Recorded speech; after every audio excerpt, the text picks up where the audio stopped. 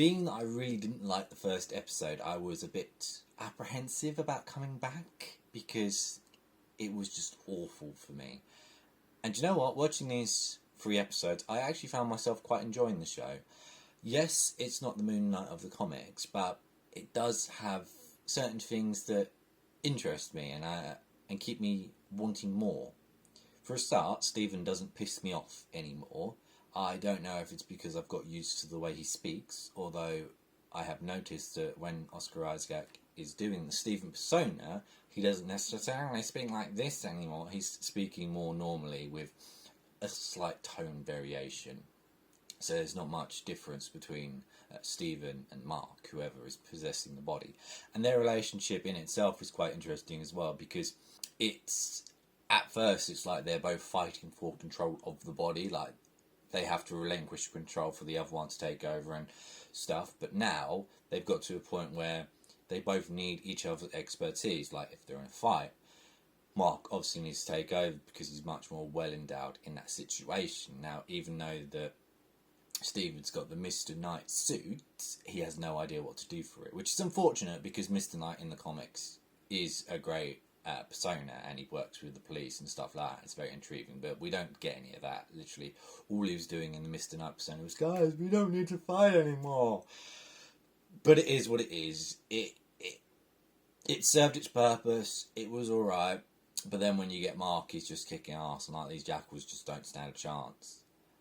And also you have Layla in the equation as well. Now, Mark is currently trying to get a divorce from Layla, so there is that. And of course, their communication is a bit abrupt. It's a bit like, not a place to kind of be. It's not quite awkward, but you can tell there is a lot of tension in that relationship because all of the things that have happened in the past.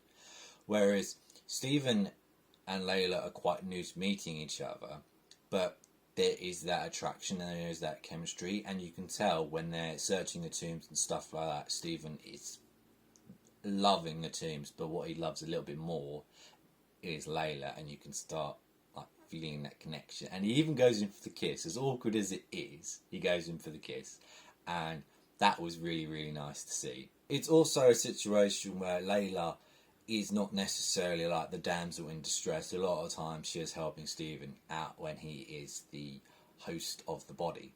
And even Kachu is not just calling him the idiot anymore. He is kind of working alongside him, especially when they're rolling back the stars. That was just a beautiful scene. It looked awesome. And for this is like a TV budget, and it looked like it was the Black Panther movie with like the purple sky and beautiful, just absolutely beautiful. And whilst I think episode 2 is the best episode of the series so far, I actually kind of prefer the setting and the iconography of the Egypt, which they go to from 3 and 4. Just having like the pyramids, the tombs, having like a kind of a Tomb Raider kind of feel. I really, really like that because growing up, I studied the Egyptians, so having all that like iconography, all that kind of back and forth, and even having like stuff. Alexander the Great is very nice to kind of put in there and have all of that. And you, of course, you also get all these nice surprises as well, because I didn't expect to see a mummy, and we got that. But that kind of makes up for the action that we are kind of lacking, because at the moment, Arthur Harrow simply comes into the screen, says a few things, which kind of rub people the wrong way and either gets people to go for a Moon Knight, or he's targeting Layla or somebody else, and like there is no like fighting against Arthur Harrow and Moon Knight, who haven't had any fisticuffs or any punches or anything like that yet. Which I appreciate them doing that, because a lot of time in these kind of things you have them like fighting all the way throughout, and it gets a bit boring because it's the same thing over and over again. So I appreciate they're not doing that, but I would kind of wish that Arthur Harrow would actually have something else to do, because for 2 episodes he has literally been digging to find a tomb, and that's it. Apart from coming to like various times just randomly appearing and going, oh yeah, you know, he's not the person you think he is, and stuff like this, you know, trying to be a master manipulator and stuff like that. There's nothing else he kind of contributes to the story, which is unfortunate, because I really, really like Ethan Hawke as an actor. He is one of my favourite actors. Something else I would have preferred to see was the Egyptian gods in all of their glory. Being that most of the gods necessarily have a human body with an animal head, it's quite an easy thing to do because we've seen Kashu throughout the series, and of course, yes, he is completely CGI. You get to see it, and when we had like all the gods coming together talking about Kashu and kind of doing this trial, there were just people, just random people with sparkly eyes, and that was it. And then kind of like deeper tones while talking. That's literally the difference between them, because one of them spoke before. But I want to see the Egyptian gods. I want to see them in all their glory. I don't necessarily want to see guys with sparkly eyes being like, I am a god. You know, if you're going to go in balls deep. Don't half-ass it.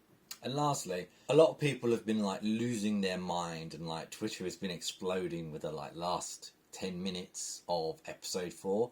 Whilst I thought it was interesting, it was like an interesting twist. It didn't necessarily blow my mind, because I don't know if it's because I saw loads of the pictures, but I kind of expected like a lot of it to happen.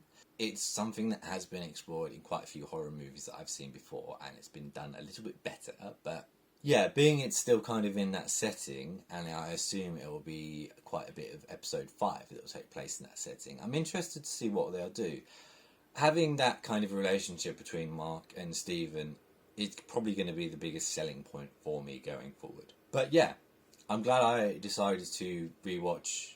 But yeah, I'm glad I decided to give Moon Knight a second chance and kind of watch the rest of the series, because as I said, I've really enjoyed binge watching all of the episodes so far. I'm hoping the next 2 episodes kind of continue on this trend and keep on being as good. But we'll have to watch and see, won't we?